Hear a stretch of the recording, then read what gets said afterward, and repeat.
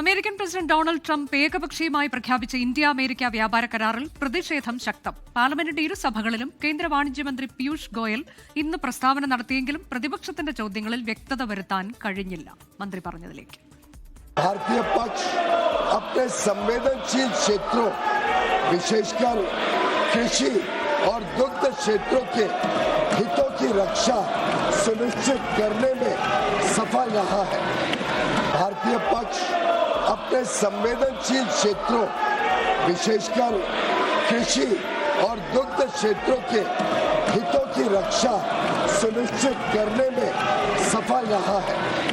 भारतीय पक्ष ഇന്നലെ മാധ്യമങ്ങളോട് സംസാരിച്ചതിലപ്പുറം മന്ത്രിയുടെ പാർലമെന്റിലെ പ്രസ്താവനയിൽ ഇല്ല എന്നാണ് പ്രതിപക്ഷത്തിന്റെ വിമർശനം.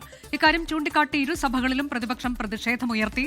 ലോക്സഭയിൽ ഇന്നും ചെയറിന് നേരെ പേപ്പറുകൾ കീറിയെറിഞ്ഞായിരുന്നു പ്രതിപക്ഷത്തിന്റെ പ്രതിഷേധം.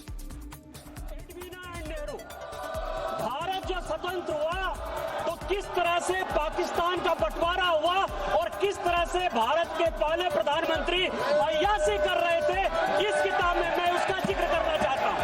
किताब है सर जो मथाई साहब, जो नेहरू साहब के पिए हुआ करते थे, इस तरह से उन्होंने भ्रष्टाचार के आधार पर, जिस तरह से भ्रष्टाचार के आधार पर बाहर भेज दिया राजीव गांधी ने।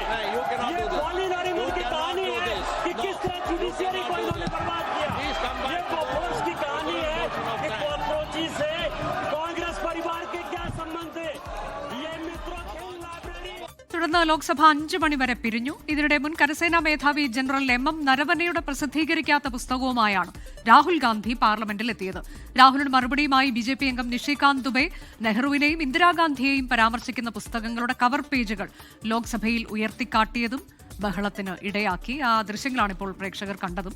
ബൽറാം നെടുങ്ങാടി വിവരങ്ങളുമായി. ബൽറാം, ഇന്നിപ്പോൾ പല കാര്യങ്ങളിലുള്ള പ്രതിഷേധം ഇന്നലെ കണ്ടതിന് പോലെ തന്നെ സമാനമായ പ്രതിഷേധം തന്നെ ഇന്നും ഉയർന്ന കാഴ്ചയാണ് കണ്ടത്. അതിൽ തന്നെ ഏറ്റവും പ്രധാനം ഇന്ത്യ അമേരിക്ക വ്യാപാര കരാറിൽ ഇന്നലെ ദീർഘമായി തന്നെ വാർത്താ സമ്മേളനം നടത്തി വാണിജ്യമന്ത്രി. ഇന്ന് അദ്ദേഹം വിശദീകരണം നടത്തുമ്പോൾ അതിൽ പറഞ്ഞതിലപ്പുറത്തേക്കൊന്നുമില്ല എന്ന പ്രതിപക്ഷത്തിന്റെ വിമർശനമുണ്ട്. ചില പ്രധാനപ്പെട്ട ചോദ്യങ്ങളിൽ ഇപ്പോഴും ഉത്തരമാകുന്നില്ല.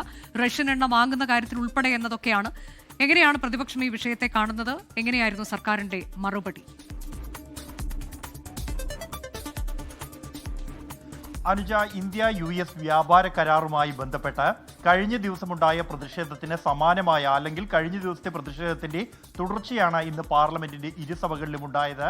രാവിലെ സഭ സമ്മേളിച്ച ഉടൻ തന്നെ ലോക്സഭയിൽ ഈ വിഷയം ഉന്നയിച്ച് പ്രതിപക്ഷാംഗങ്ങൾ പ്രതിഷേധിച്ചു. തുടർന്ന് സഭ മുന്നോട്ട് കൊണ്ടുപോകാൻ കഴിയാത്ത സാഹചര്യമുണ്ടായി. സഭ 12 മണി വരെ പിരിഞ്ഞു. 12 മണിക്ക് വീണ്ടും ചേരുമ്പോഴാണ് കേന്ദ്ര വാണിജ്യ വ്യവസായ മന്ത്രി പീയൂഷ് ഗോയൽ ഈ കരാർ സംബന്ധിച്ചുള്ള പ്രസ്താവന നടത്തിയത്. ഈ പ്രസ്താവനയിൽ എന്നാൽ അദ്ദേഹം കഴിഞ്ഞ ദിവസം മാധ്യമങ്ങൾക്ക് മുന്നിൽ നടത്തിയ പ്രസ്താവന അത് ഏതാണ്ട് അതേപടി ആവർത്തിക്കുകയാണ് ഉണ്ടായത്. കർഷകരുടെയും ക്ഷീര കർഷകരുടെയും ആശങ്കകൾ അത് പരിഗണിക്കുന്നുണ്ട് സർക്കാർ എന്നറിയിച്ചുകൊണ്ട് അവരുടെ താല്പര്യങ്ങൾ സംരക്ഷിക്കും എന്ന് അദ്ദേഹം അറിയിച്ചു. ഒപ്പം തന്നെ ഇന്ത്യ മുന്നോട്ട് വെച്ച ആശങ്കകൾ ഈ കരാറിൽ പരിഗണിക്കപ്പെട്ടിട്ടുണ്ട് എന്നതടക്കമുള്ള പ്രസ്താവനയാണ് അദ്ദേഹത്തിന്റെ ഭാഗത്തു നിന്നുണ്ടായത്. അതിൽ തൃപ്തരാകാൻ പ്രതിപക്ഷം തയ്യാറായില്ല. പ്രതിപക്ഷം ഉന്നയിച്ച ചോദ്യങ്ങൾ അത് എന്തുകൊണ്ട് അമേരിക്കൻ പ്രസിഡന്റ് ഡൊണാൾഡ് ട്രംപ് ഇത് സംബന്ധിച്ച് പ്രസ്താവന നടത്തി എന്നതടക്കം, കൂടാതെ റഷ്യയിൽ നിന്നും എണ്ണ വാങ്ങുന്നതുമായി ബന്ധപ്പെട്ട് US നിന്നും $500 മില്യൺ ഉൽപ്പന്നങ്ങൾ വാങ്ങുന്നതുമായി ബന്ധപ്പെട്ട് US ഉൽപ്പന്നങ്ങൾക്ക് തീരുവ ഒഴിവാക്കി കൊടുക്കുന്നതിനെ കുറിച്ച് തുടങ്ങിയ നിരവധി ചോദ്യങ്ങൾ പ്രതിപക്ഷം ഉന്നയിക്കുന്നുണ്ട്. അതിലൊന്നും യാതൊരു വ്യക്തതയുമില്ല എന്നതിനെ തുടർന്നാണ് പ്രതിപക്ഷം പ്രതിഷേധം തുടർന്നത്. പിന്നീട് വീണ്ടും രാഷ്ട്രപതിയുടെ നയപ്രഖ്യാപന പ്രസംഗത്തിനുള്ള നന്ദിപ്രമേയ ചർച്ചയിലേക്ക് കടന്ന ഘട്ടത്തിൽ നിഷികാന്ത് ദുബെ, BJP അംഗം നിഷികാന്ത് ദുബെ, എന്നാൽ കഴിഞ്ഞ ദിവസം രാഹുൽ ഗാന്ധി മുൻ കരസേനാ മേധാവി ജനറൽ MM നരവനെയുടെ പുസ്തകം ഉപയോഗിച്ച് രാഹുൽ, അല്ലെങ്കിൽ ആ പുസ്തകത്തിലെ പരാമർശങ്ങൾ ഉപയോഗിച്ച് രാഹുൽ ആക്രമിച്ചതിന് മറുപടിയുമായി മുൻ പ്രധാനമന്ത്രിമാരായ ജവഹർലാൽ നെഹ്റു, ഇന്ദിരാഗാന്ധി, രാജീവ് ഗാന്ധി എന്നിവർക്കെതിരെ ഉള്ള പരാമർശങ്ങൾ ഉൾപ്പെട്ട പുസ്തകങ്ങളുടെ പകർപ്പുകളുമായാണ് സഭയിലെത്തിയത്. എന്നാൽ ആ ഘട്ടത്തിൽ ചെയർ ഇടപെടുകയായിരുന്നു. കൃഷ്ണപ്രസാദ് തെന്നട്ടി TDP അംഗമാണ് ചെയറിൽ ഉണ്ടായത്. അദ്ദേഹം കഴിഞ്ഞ ദിവസം ഈ വിഷയത്തിൽ സ്പീക്കർ റൂളിംഗ് നൽകിയതാണ് എന്ന് ഓർമ്മിപ്പിച്ചെങ്കിലും ലോക്സഭ TV ഈ പുസ്തകങ്ങൾ നിഷികാന്ത് ദുബെ ഉയർത്തി കാണിക്കുന്നതും അദ്ദേഹത്തിന്റെ പ്രസംഗവും ഏതാണ്ട് അദ്ദേഹം ഉയർത്തുന്ന ഓരോ പുസ്തകത്തിന്റെയും ദൃശ്യങ്ങൾ പുറത്തുവിടുകയായിരുന്നു. എന്നാൽ കഴിഞ്ഞ ദിവസം രാഹുൽ ഗാന്ധി അത്തരത്തിൽ പുസ്തകത്തിന്റെ കവർ പേജ് ഉയർത്തി കാണിച്ചപ്പോൾ ലോക്സഭ TV അത് സംപ്രേഷണം ചെയ്തിരുന്നില്ല.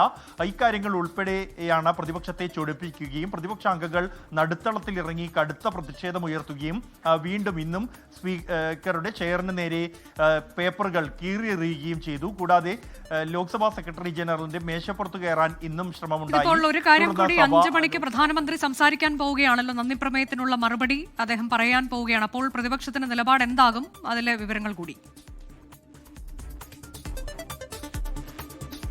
അനുജ, വൈകിട്ട് 5 മണിക്ക് പ്രധാനമന്ത്രി നരേന്ദ്രമോദി ഈ വിഷയങ്ങളിൽ എന്തായാലും രാഷ്ട്രപതിയുടെ നന്ദി പ്രമേയ ചർച്ചയ്ക്ക് ഉള്ള മറുപടി പ്രസംഗം ഉണ്ടാകും. അതിൽ അദ്ദേഹം ഈ പ്രതിപക്ഷത്തിന്റെ ഈ ആരോപണങ്ങൾക്കെല്ലാം അദ്ദേഹം മറുപടി പറയുമെന്ന് പ്രതീക്ഷിക്കുന്നുണ്ട്. എന്നാൽ സഭ അതീവ പ്രക്ഷുബ്ധമാണ്. 8 അംഗങ്ങളെ സസ്പെൻഡ് ചെയ്ത നടപടിയുണ്ട്, അതിനെതിരായ പ്രതിഷേധമുണ്ട്.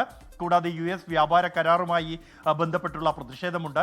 കൂടാതെ നിഷികാന്ത് ദുബെയുടെ ഭാഗത്തു നിന്നുണ്ടായ പ്രകോപനം, അതിനെതിരായ പ്രതിഷേധമുണ്ട്. അതുകൊണ്ട് തന്നെ പ്രതിപക്ഷ അംഗങ്ങൾ അതീവ രോഷാകുലരാണ്. ഇത് കണക്കാക്കിക്കൊണ്ട് തന്നെയാണ് ഏത് തരത്തിൽ പ്രധാനമന്ത്രിയുടെ പ്രസംഗം മുന്നോട്ട് കൊണ്ടുപോകാൻ കഴിയുമെന്നത് സംബന്ധിച്ചുള്ള ഉന്നതതല കൂടിയാലോചനകൾ പോലും നടന്നിരിക്കുന്നു. ആഭ്യന്തരമന്ത്രി അമിത്ഷാ സ്പീക്കർ ഓം ബിർളയുമായി ചർച്ച നടത്തിയിട്ടുണ്ട്. പ്രതിപക്ഷത്തെ സമന്വയിപ്പിക്കാൻ ഏത് തരത്തിലുള്ള ചർച്ചകൾ, ഇടപെടലുകൾ ആകാം എന്നുള്ളത് സംബന്ധിച്ചുള്ള കൂടിയാലോചനകൾ ഈ ഒരു കൂടിക്കാഴ്ചയിൽ ഉണ്ടായി എന്നാണ് ലഭിക്കുന്ന വിവരം. പ്രധാനമന്ത്രിയുടെ പ്രസംഗം, അതിൽ എന്തെല്ലാം അദ്ദേഹം ഉൾപ്പെടുത്തും, വ്യാപാര കരാർ സംബന്ധിച്ച് വ്യക്തത വരുത്തുമോ തുടങ്ങിയ കാര്യങ്ങളാണ് ഇനി അറിയാനുള്ളത്. വൈകിട്ട് 5 മണിക്കാണ് പ്രധാനമന്ത്രിയുടെ മറുപടി പ്രസംഗം നിശ്ചയിച്ചിരിക്കുന്നത്.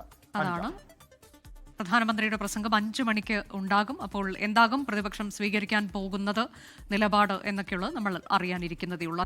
ലോകത്തെവിടെയായാലും ഏത് സമയത്തും 24 വാർത്തകളും ഓഗ്മെന്റഡ് റിയാലിറ്റി പാക്കേജുകളും എക്സ്പ്ലെയിനറുകളും വിശദമായി കാണാൻ ഞങ്ങളുടെ YouTube ചാനൽ നിങ്ങൾക്ക് സബ്സ്ക്രൈബ് ചെയ്യാം.